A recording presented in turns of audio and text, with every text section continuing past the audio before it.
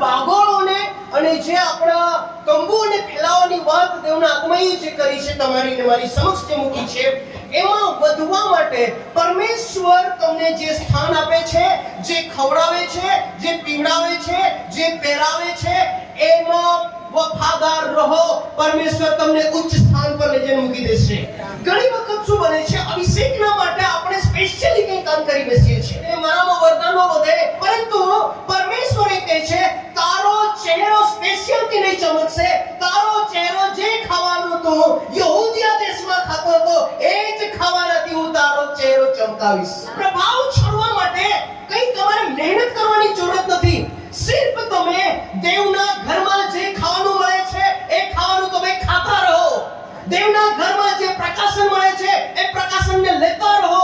દેવના ઘરમાં જે તમને રોટલી આપવામાં આવે છે, દેવના ઘરમાં જે ઈસુના લોહીને આપવામાં આવે છે, એને તમારા જીવનની અંદર લેતા રહો.